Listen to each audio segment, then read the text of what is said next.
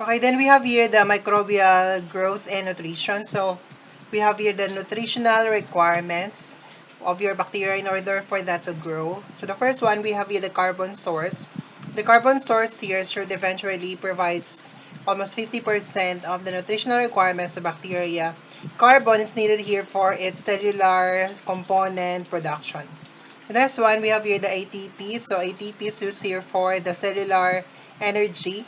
Then we have the nitrogen comprising here 14%. So nitrogen is used here for the production of your carbon, oxygen, nitrogen. That's for your protein. Then we have your phosphate. Phosphate here for your ribose phosphate for your nucleotide synthesis. Sulfur here for the protein synthesis. Another one, phospholipid is needed here for the cell membrane synthesis. All of that constitutes here approximately 4% of the total nutritional requirement for your bacteria. On the other hand, electrolytes like your sodium, potassium, chloride, and calcium are needed for the enzymatic activity of your bacteria. Another one, we have your vitamins and minerals, and of course water. Water is also needed by the bacteria for them to grow. Okay, so there are some bacteria regarded here as the fastidious na bacteria. I refer this one as mga maaarte na bacteria. Like for example, your Haemophilus. So they grow in your culture media. However, it requires an additional growth requirement. You need to supplement, like for example, you add blood or the hemine, the NAD or the V factor, and many others. So for those bacteria which has this other growth requirements, mga additional requirements or madaming requirement for them to grow, then you consider them as the fastidious na bacteria. On the other hand, chlamydia here not just compared with the ordinary bacteria, this one do not grow in our ordinary culture media containing the agar. So this one try to grow here in your live na mga cell lines or mga tissues, but not on your agar na culture media. Okay, the next one we have here in terms of their carbon source, we consider the bacteria here as either autotrophs or heterotrophs. Autotrophs are bacteria wherein they try to obtain their carbon source primarily from your carbon dioxide. Pag heterotrophs, they try to obtain their carbon source here from your glucose. As to the energy source, so if they try to obtain the energy coming from the light or from the sun, so they'll have here the phototrophs. On the other hand, if they try to obtain their energy coming from the inorganic substance, then you consider that one as your chemothotrophs.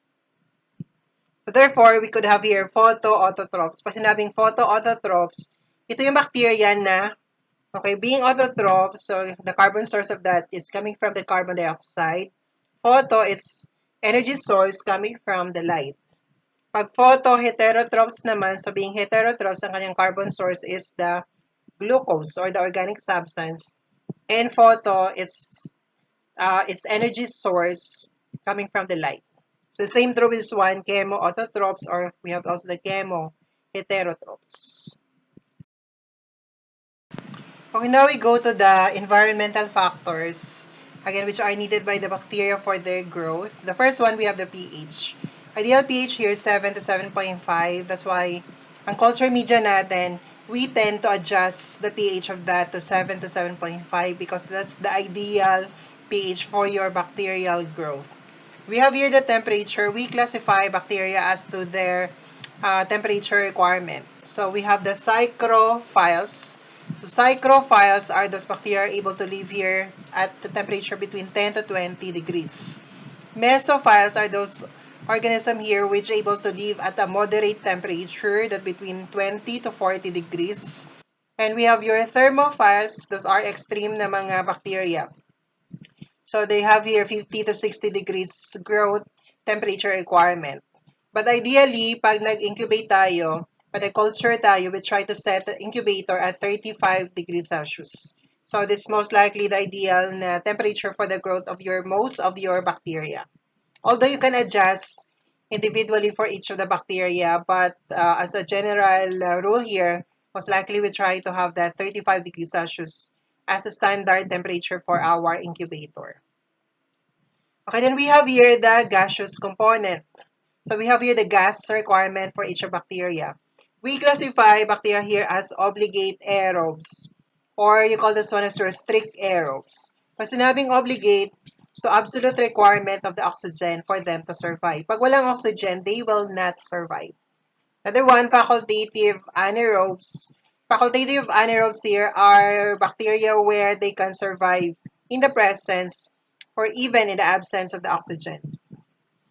Next, we have here the obligate anaerobes or the strict anaerobes. So strict anaerobes here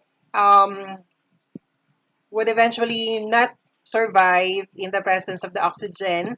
So if make sure here if you are culturing for the anaerobes, so dapat wala siyang oxygen contamination because oxygen is toxic for those type of bacteria. Then we have here your aerotolerant anaerobes.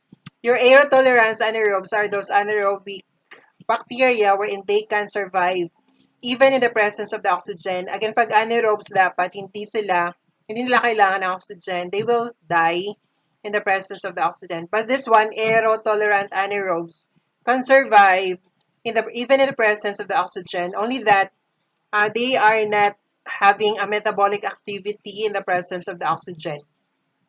Unlike your facultative anaerobes, they can perform metabolic activity even in the presence of the oxygen, but not in your aerotolerant anaerobes.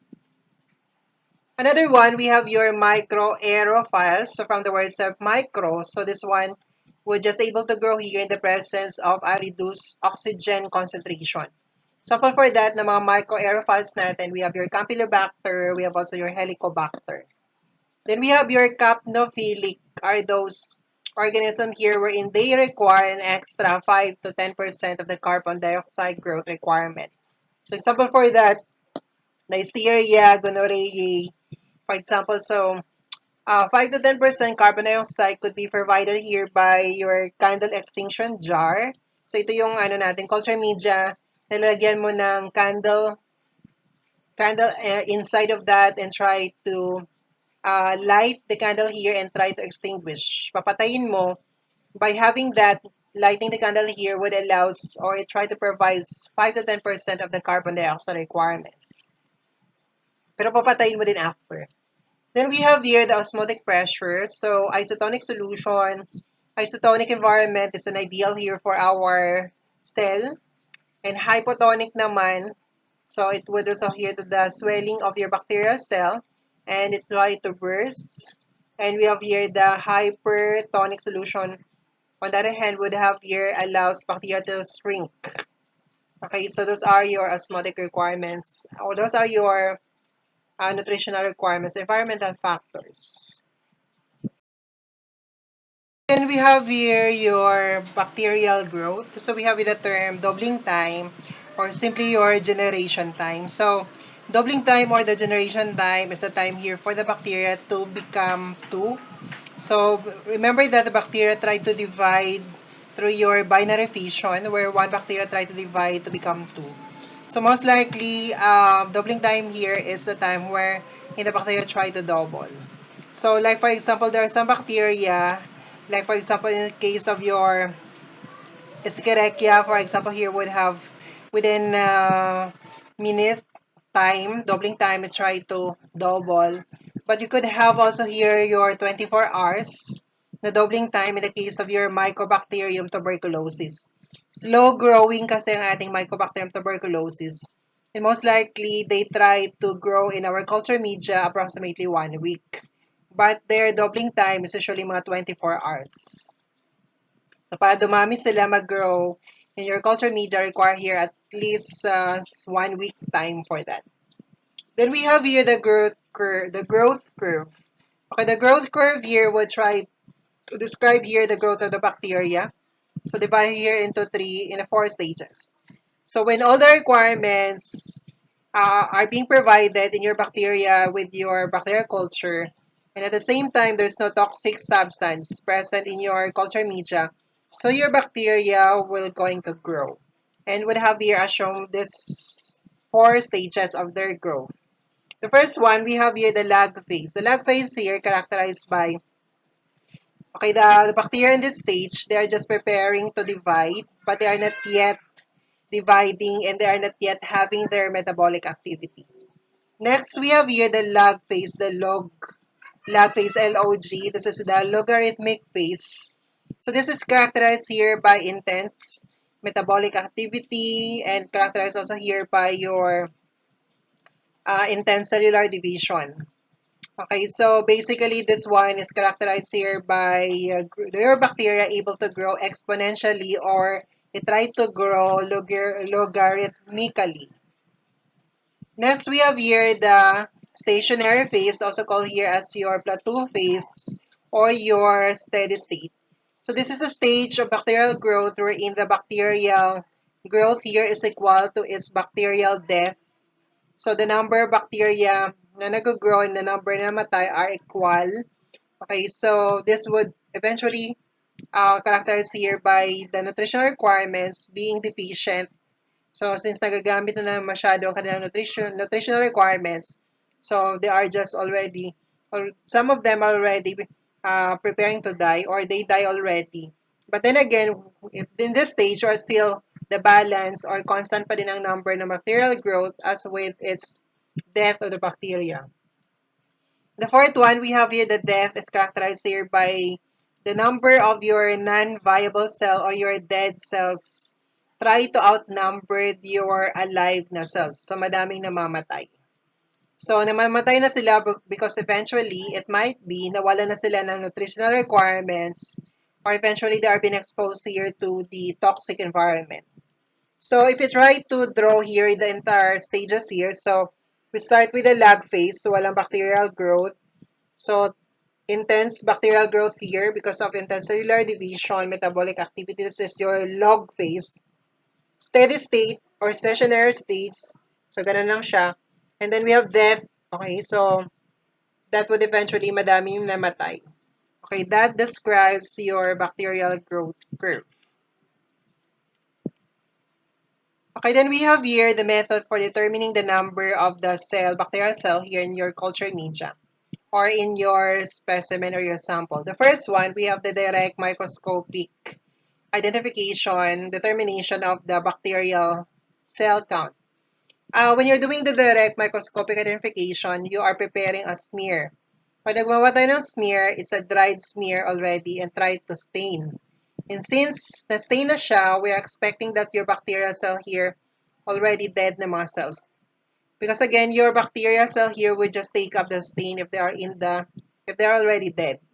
And therefore, this direct microscopic counting here would identify your bacteria. Okay, the number of that, estimation of that, but then again, you could not differentiate if this one is alive or dead ang cell natin because most likely, there's already a stained smear.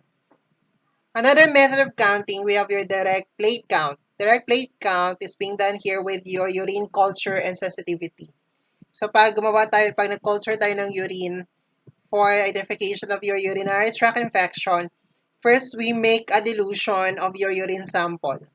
And each of that, ipiplate natin, ilalagay sa ating Petri dish. Okay, then incubate, observe here kung ilan ang tumubo na bacteria with their colony. So like isang ganyan na colony, so isang bacteria, ang isang colony count ang okay, ang bilang natin. We tend to count this one with our colony counter. So for the colony forming unit per ml, that's the way of reporting this. It's being done here by counting the number of the colony and then try to multiply with your dilution factor. Like for example, dilution factor is 1 is to 2, that's 2. If you have count the 50 times 2, that's 100. That's 100 colony forming unit per ml. That's the way of your reporting. Another method of counting, we have here your density measurement. For your density measurement, this one is being reported in terms of the cloudiness or the turbidity of your sample. Okay, so this one is being done. You read the turbidity here as related to the colony count. So you could do that one by visual comparison or by your spectrophotometry. Visual comparison because you have a standard. So we're using here the McFarland standard number 5. And the standard contains 1.5 times 10 to the 8 colony-forming unit per ml na bacteria. So, kung itong sample natin, for example, kung itong McFarland standard natin, so, ganyan ang turbidity niya. Since standard siya, this is your, so we assume that this is the bacterial count on this. Kung ito ang inoculum natin, okay, so, ang procedure kasi, pag gumawa tayo ng AST, antimicrobial susceptibility testing, you need to standardize before tayo mag-plate ng ating sample with your culture media. Okay, so you need to standardize that one by comparing it with your McFarland standard. So, hindi ka pwede sobrang thick, sobrang dami ng bacteria, hindi pwede mag-inoculate here. Pag-culture ka na, or mag-inoculate ka dito na hindi ganun ka dami ang bacteria. You need to standardize first your inoculum by comparing that one with your McFarland standard. So, paano natin ko compare? So, if this one is your NSS, lalagyan mo ng bacteria mo and wait until na magtuturbid ito. And try to compare, dapat pareho siya dito. So, pag pareho sila ng turbidity or cloudiness, we assume na ang ating inoculum here, okay, for our sample, contains also 1.5 times 10 to the 8. That's why we need to compare that one through the density, through the cloudiness, or through the turbidity of your inoculum, comparing that one with your standard inoculum, which is your McFarland standard number 5, which contain 1.5 times 10 to the 8 colony-forming unit per ml. Okay, then we have here the bacterial metabolic pathways or metabolisms. So the bacterial metabolic pathways, or these are the different metabolic pathways utilized by the bacteria for them to grow. So this serves also here the basis for doing our biochemical reactions. Biochemical reaction are tests primarily for identification of your bacteria. So this try what you are identifying here, biochemical reaction, para siyang parang chemistry test lang natin. So you could identify here either if that bacteria utilize a different carbohydrates as their carbon source. So pwede sila glucose ba ginagamit nila, malonate, citrate. So we're going to test, that's why we have the test for the citrate, for malonate, that would test if your bacteria utilize those substrate for their carbon source. Another one, because of their metabolic pathways, are producing here products. And those products that are produced here are actually the one we try to identify. So this is very specific for each of your bacteria. Another one, because of their metabolic pathways, they could also change the reaction or culture media. So magiging acidic or alkaline ang ating culture media. And that would be the one being observed in your biochemical reactions. So kung positive or negative siya doon, that would help us then identify kung ano ang bacteria na present sa ating sample from your patient. Okay, then we have here the different metabolic pathways utilized by your bacteria in order for that to metabolize the carbohydrates. For example, the carbohydrate here, we have the glucose. So bacteria try to utilize this one as their carbon source and try to break down to your pyruvic acid. So they have two main pathway for that. One is your fermentation. Fermentation is anaerobic environment. Walang oxygen dito. And therefore, your last electron acceptor for that are your organic substances. And what you derive by the process of your fermentation are the following products. You could have the lactate, you could have here your butyrate, you could have your alcohol, you could also have your acetone. Oxidation process or the respiration process, on the other hand, this is aerobic process. So the bacteria try to break down the carbohydrates in the presence of oxygen. Then that become here the respiration or the oxidation process. This one, the electron acceptor for that would be your oxygen.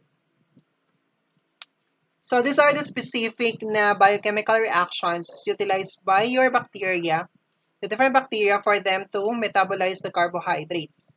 For example, we have the glucose, converting that one to your pyruvic acid. So the first one, we have your Embden-Meyerhof pathway or your glycolytic pathway. So this is an aerobic. So again, pag anaerobic siya, it belongs to your fermentation process. Again, your Embden-Meyerhof pathway or your glycolytic pathway, ang main product natin is the 2-ATP. Okay, ito ang ginagamit na pathway for the breakdown of the carbohydrates or the glucose ng mga Enterobacteriaceae. So, Enterobacteriaceae are a group of your bacteria. Those are your gram-negative bacilli. Next, we have your pentose phosphate pathway, your phosphogluconate pathway. Another name for that is your hexose monophosphate shunt pathway. Again, this is anaerobic pa din siya, walang oxygen, so still belonging pa din siya sa fermentation process. The product here with your pentose phosphate pathway are, we have NADPH plus your ribose 5-phosphate. Ribose 5-phosphate is needed here for you to produce your pentose sugar or 5-carbon sugar needed for you to produce your nucleotide. So again, this is being utilized here by bacteria like your lactobacillus or your Brucella abortus. Okay, the next one, we have here your Entner-Doudoroff pathway, but this one is an aerobic respiration process. It's a respiration process, it's oxidation process, so dito siya. Okay, so this pathway, okay, what you are having this one would be your glucose 6-phosphate. So instead of the glucose, what you have glucose 6-phosphate being converted to your pyruvic acid plus another product, glyceraldehyde 3-phosphate. These are the product you got here with your Entner-Doudoroff pathway. So again, this one is being utilized by the following bacteria. We have your Pseudomonas, Alcaligenes, and we have also here your Enterococcus faecalis. We will not discuss each of these different complex metabolic pathways because you have discussed this already in your biochem na rin, di ba? Okay, now we have here the anaerobic utilization of your pyruvic acid. So basically, we have here the pathway glucose is broken down to become your pyruvic acid.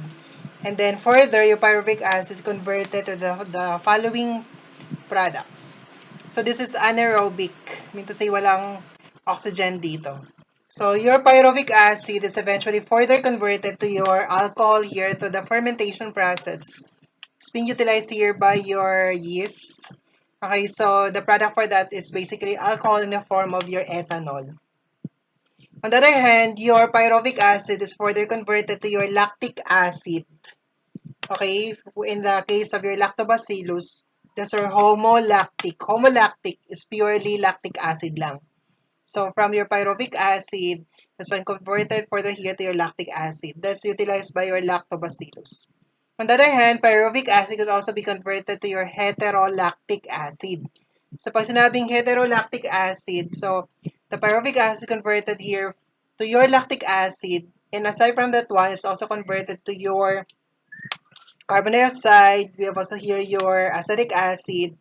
We have also your formic acid, and we have also your alcohol. But then again, this one is still utilized by your lactobacillus. Another one, your Propionibacterium acnes convert further your pyruvic acid to your propionic acid. On the other hand, there are some bacteria which try to convert your pyruvic acid further to other acid. You call that one your mixed acid. Okay, this includes here your lactic acid. Okay, we have also here your acetic acid. We have also here your formic acid, and we have your succinic acid. So the bacteria which try to convert your pyruvic acid to your mixed acid are the following: Escherichia, Salmonella, and Shigella. And these products here, this mixed acid, are actually these are the one being detected in your metal red na test. Again, metal red here is one of your biochemical reaction na test. So if your bacteria is positive for the metal red, mean to say that bacteria try to utilize your glucose or your pyruvic acid and further convert to your mixed acid. Ano nga ang mixed acid natin? Lactic acid, acetic acid, formic acid, we have your succinic acid. On the other hand, some bacteria will try to convert further your pyruvic acid to your acetone or your acetyl-methyl-carbinol and further converting that one to your butanediol. So this occur here in your, we have here your Klebsiella, Enterobacter, and we have your Serratia. This test, the production of your acetone butanediol is being detected in your Voges-Proskauer na test. Again, this is one also of your biochemical reaction. Okay, ang rule natin dito, kung ang bacteria mo nag-positive dito sa metal red, automatic na negative siya dito sa Voges-Proskauer. Kung mag-positive siya dito sa Voges-Proskauer, automatic na negative siya doon sa ating metal red. So therefore, ang positive sa metal red natin includes your Escherichia, we have your Salmonella, we have also your Shigella, and these three are also negative for your Voges-Proskauer. On the other hand, Klebsiella, Enterobacter, Serratia, since they are positive for the Voges-Proskauer, then it will give a negative test result here with your metal red. Again, your Voges-Proskauer will try to detect the presence of your acetone production and your butanediol. Your metal red na test will detect for the production of your mixed acid, lactic acid, acetic acid, formic acid, and your succinic acid. Another one, we have here your belonging to your Clostridium, Fusobacterium, and Eubacterium. Further convert your pyruvic acid to your butyric acid, plus carbon dioxide, acetic acid, carbon dioxide, and we have also your hydrogen. Again, these are all utilization of your pyruvic acid in an anaerobic environment or walang oxygen. Okay, now we have here the utilization of your pyruvic acid in an aerobic environment. So we have here your Krebs cycle or your tricarboxylic acid cycle. So this pathway here, metabolic pathway, would allow the complete utilization of your pyruvic acid in order for you to break down the energy content of that. Another one, electron transport chain. So basically, that's where you further convert other products like your FAD, your NAD, and ADH, further converting that one to your more ATP production. Okay, then we have here the different locations of your different metabolic pathways. Your glycolysis here for both your eukaryotic and prokaryotic organisms are found both in their cytoplasm. Krebs cycle occur here in the mitochondrial matrix, mitochondria. Sa matrix niya in the eukaryotic organisms, whereas the Krebs cycles usually this one is occurring here in the cytoplasm of your prokaryotic organism. Electron transport chain occurring here in the mitochondrial inner membrane among your eukaryotic organism. And in the case of your prokaryotic organism, that one is occurring in your plasma membrane. Okay, then we have here example of your biochemical reactions. Okay, so the first one, we have here your lactose fermentation. So again, sa bacteria, try to utilize your carbohydrates as their carbon source. So that might be in the form of your lactose. So the test for that is your lactose fermentation. Okay, for the bacteria, in order for that to utilize the sugar lactose, kailangan niya ng dalawang enzyme. In the case of your lactose fermenter, the first one required the enzyme permease. So the permease try to permeate your lactose para pumasok siya sa cell ni bacteria natin. Pag pumasok ng lactose inside the cell of your bacteria because it is being facilitated here by the permease, okay, this lactose will be further catabolized by the enzyme beta-galactosidase, which further break down your lactose to your glucose and galactose. Okay, and we will know, may tinatawag tayong lactose broth. Okay, so lalagyan mo lang dito ng bacteria inoculum. Pag nag-change ang color niya, okay, that become here the positive. Okay, anyway, we will discuss that one further sa ating biochemical reactions. Okay, that's in the case of your lactose fermenter. But may tinatawag tayong delayed lactose fermenter or slow lactose fermenter. Delayed lactose fermenter or slow lactose fermenter are those bacteria, they can catabolize their lactose, only that delayed. Okay, so it's because here, delayed siya because number one, wala silang permease. So medyo, since walang permease, nahirapan pumasok ang lactose sa kanilang bacterial cell, but they have this enzyme beta-galactosidase. But then again, wala silang permease. And therefore, medyo weak ang kanyang reaction with your lactose fermentation process. Or the positive result here would have delayed for several days, or hindi siya ganun, or hindi siya agad-agad nagpa-positive. Again, for lactofermenter requires or heavier two enzyme permase and beta-galactosidase. But in the case of your delayed lactose fermenter or your slow lactose fermenter, they do not have the permase, but only they have the beta-galactosidase na enzyme. Okay, another biochemical reaction here, we have your test for your citrate, for your acetate, we have also your lac and your malonate. So again, there's some bacteria which try to utilize uh, citrate or even your malonate or even acetate as their carbon source. So we have to separate the culture media for that. So example for that, we have your Simon citrate bot.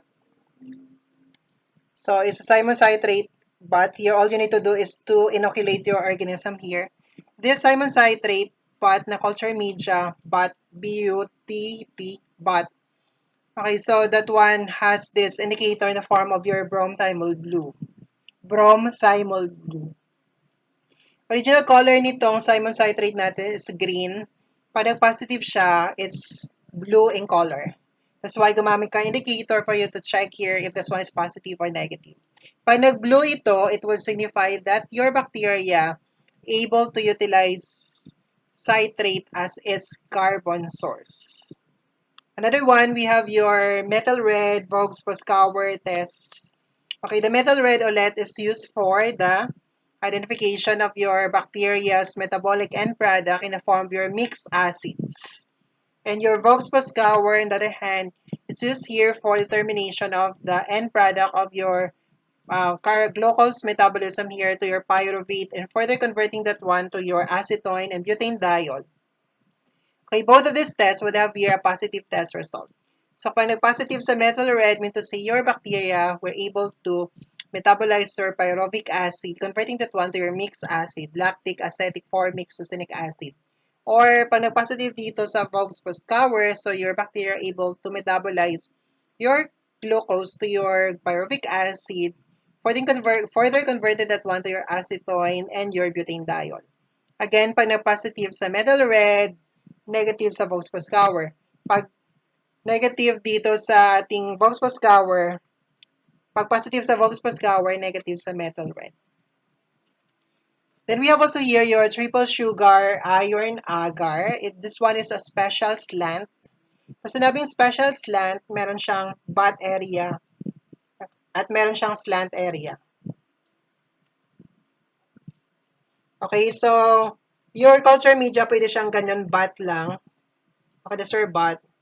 Your culture media, pwede siyang mag-slant, ganyan. Or you could have your special slant. Again, for the special slant, again, the one is made up of your slant area in the butt area. In your triple sugar iron agar, the butt area is made up of your glucose. In the slant area, we have here your lactose and your sucrose. That's why triple sugar because of the three sugars. So this culture media would allow you to check if your bacteria are able to metabolize or utilize your glucose or even your lactose and sucrose. Original color nito is red in color, and then the positive result is yellow. Pag nag-yellow siya, mean to say positive siya. Pag red ang color niya, that's alkaline. Pag acidic siya, pag yellow color niya, mean to say acidic siya, mean to say that's positive for that. Ang result natin, dalawa ito. Like for this example, K over A. Your K here, or yung sa taas dito na result, that pertains kung ano result mo dito sa slant area. Ang sa baba naman, that represent here your result in your butt area. Example for the result, K over A. Again, pag K, so mean to say that's alkaline red.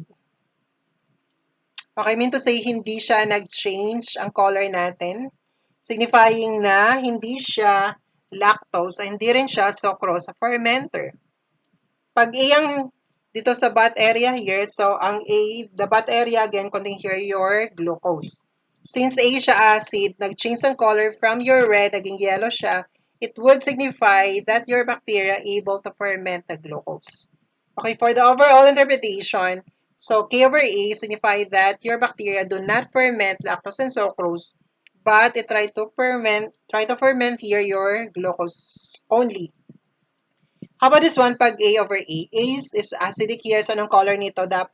Anong color niya dito pag A? Is yellow. A naman sa baba, yung butt area is also yellow in color. For our interpretation, so this type of result here would have lactose and sucrose fermentation. Yes or no? Yes. They try to ferment the lactose sucrose. And the A here would eventually mean to say it try also to ferment your glucose. Okay, so that's our example of your biochemical reactions. Although we have a separate topic for your biochemical reaction for that. Okay, thank you.